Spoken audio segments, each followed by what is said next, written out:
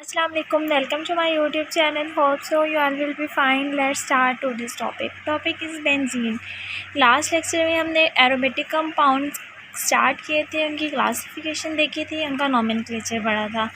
अब जितने भी एरोमेटिक कंपाउंड्स थे उनका मेन जो कंपाउंड कह लें या मॉलिक्यूल था that was benzene. Now what is benzene? Benzene is actually discovered by Michael Faraday in 1825. सबसे पहले माइकल फैराडे ने इसको डिस्कवर किया था.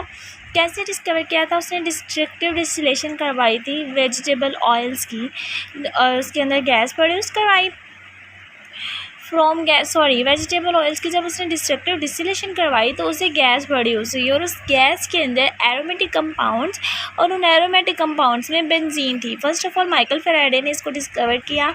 बाद में होफमैन ने उसको सेम मटेरियल डिस्कवर किया था कोल टार के अंदर. ये तो थी बेंजीन की डिस्कवरी. अगर हम इसके स्ट्रक्चर की बात करें तो स्ट्रक्चर ऑफ बेंजीन में first of all molecular formula means के किन एटम से मिलकर बना है, कितने एटम से मिलकर बना है. अगर हम मॉलिक्यूलर फार्मूला की बात करें तो उसका जो एम्पिरिकल फार्मूला था वो कैसे डिटरमाइन किया गया था? एलिमेंटल एनालिसिस से. अब एलिमेंटल एनालिसिस में क्या किया जाता है एक्चुअली में, उसके मॉलिक्यूलर मास और एम्पिरिकल फार्मूला मास के थ्रू हम नंबर ऑफ़ एन काउंट करते हैं और उसके बाद मॉलिक्यूलर फार्मूला निकालते हैं. अब इसमें से इसका जो मॉलिक्यूलर मास था वो उन्होंने वेपर डेंसिटी के थ्रू काउंट किया, and that was 78.08. Molecular mass इन्होंने किस तरह से फाइंड किया? वेपर डेंसिटी के थ्रू, और ये 78.08 था. देन ये जो 78.08 था that was 6 times of empirical formula मास. अब एम्पिरिकल फार्मूला मास कैसे निकाला? मॉलिक्यूलर फार्मूला उन्होंने मॉलिक्यूलर मास जो था वो वेपर डेंसिटी से फाइंड किया, और एम्पिरिकल फार्मूला उसने क्या किया कि इसके अंदर कार्बन और हाइड्रोजन से मिलकर बना है. तो कार्बन का मॉलिक्यूलर मास है 12 और हाइड्रोजन का मॉलिक्यूलर मास है 1. इन दोनों को प्लस करें तो दैट इज़ 13.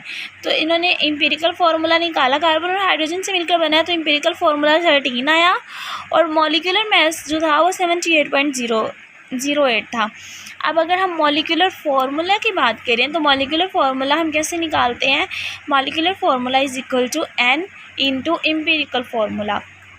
अब यहाँ पे n क्या है एक्चुअली में? n molecular mass over empirical formula mass. Molecular mass इन्होंने वेपर डेंसिटी के थ्रू फाइंड कर लिया था, that was 78.08, and empirical formula mass 13 था. और जब इनको डिवाइड किया तो n हमारे पास आया 6 के इक्वल. अब हमने मॉलिक्यूलर फार्मूला निकालना है, एम्पिरिकल फार्मूला CH था, तो इसको हमने मल्टीप्लाई, n कितना आया? 6 इंटू CH, यानी कि हमारे पास फार्मूला आ गया C6H6. इस तरह से इन्होंने एलिमेंटल एनालिसिस के थ्रू इसका मॉलिक्यूलर फार्मूला फाइंड आउट कर लिया. अब ये हाईली अनसैचुरेटेड कंपाउंड है.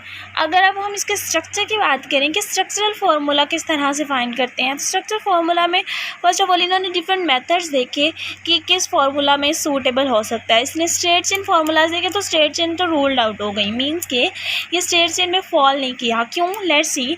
अगर हम कहें कि इसका स्ट्रेट चेन स्ट्रक्चर है तो स्ट्रेट चेन स्ट्रक्चर में 2 पॉसिबिलिटीज़ आती हैं. फर्स्ट ऑफ ऑल ये कि 6 कार्बन और 6 हाइड्रोजन एक्चुअली में हमने पूरे करने हैं, तो इन्होंने फर्स्ट ऑफ ऑल 6 कार्बन्स ली.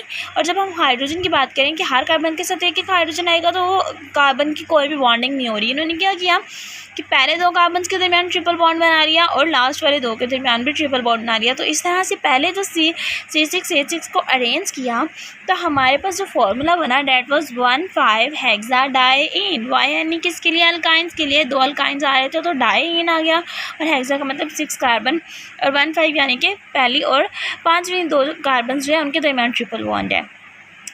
अब अगर हम बात करें दूसरे स्ट्रक्चर की कि 2 तरह से निकाह की अरेंजमेंट हो सकती है, तो दूसरी अरेंजमेंट में क्या है कि इन्होंने इस तरह से स्ट्रक्चर बनाया कि 6 कार्बन, तो उसमें हमारे पास डबल और ट्रिपल दोनों बॉन्ड्स ऐड किए, और हमारे पास जो स्ट्रक्चर बन रहा था दैट वाज 1,5 हेक्साडाइईन 3 आइन, यानी कि 2 कार्बन के दरमियान double bond, 2 double bond present हैं और एक ट्रिपल बॉन्ड प्रेजेंट है. कार्बन नंबर 3 वाले के साथ ट्रिपल बॉन्ड, और कार्बन 1 और 5 वाले के साथ डबल बॉन्ड्स है. तो स्ट्रक्चर बन रहा है 1,5 हेक्साडाइईन 3 ion.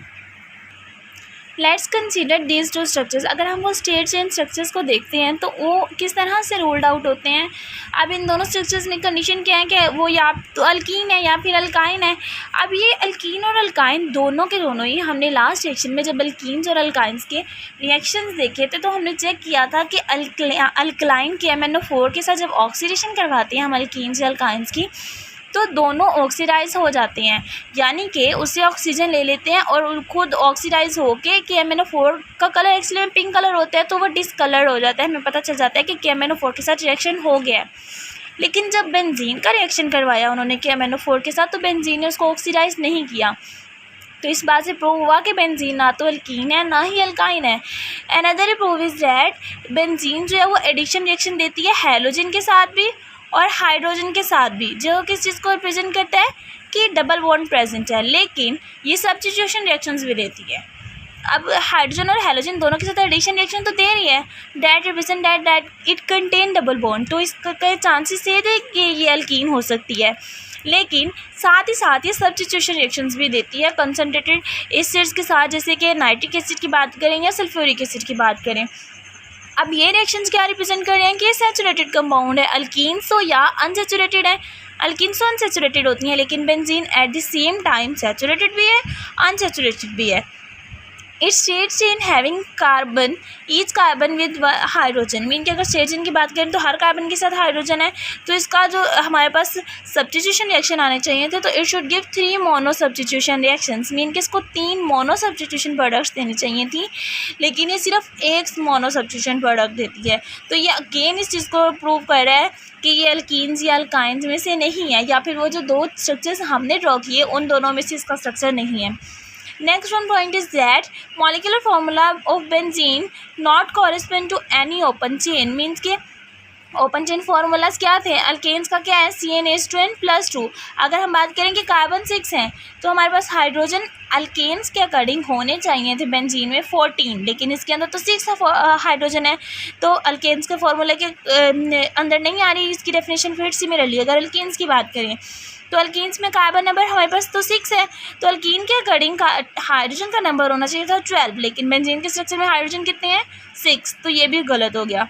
Third one is alkynes. इसमें क्या है कि अगर हमारे पास कार्बन 6 हैं तो हाइड्रोजन जो हैं वो 10 होने चाहिए थे, लेकिन अल्काइंस में बेंजीन में कितने हाइड्रोजन है दैट इज़ 6, तो अगेन ये वाला फार्मूला भी गलत हो गया। मीन कि बेंजीन इनमें से किसी तीनों फार्मूलाज में से किसी भी एक फार्मूला में फिट नहीं आ रहा। इसका मतलब है कि ये ओपन चेन स्ट्रक्चर ही नहीं है। ये तो था बेंजीन के स्ट्रक्चर के लिए इन्होंने देखा कि ये ओपन चेन स्ट्रक्चर पॉसिबल है या नहीं। नेक्स्ट वीडियो में हम देखेंगे कि फिर बेंजीन का एग्जैक्ट स्ट्रक्चर क्या है। होप सो आपको वीडियो पसंद आई होगी। अगर आपको वीडियो पसंद आई है तो लाइक और सब्सक्राइब करना मत भूलिएगा। मिलते हैं नेक्स्ट वीडियो में, तब तक के लिए अपना बहुत ख्याल रखिएगा। अल्लाह हाफिज़। Thank you so much.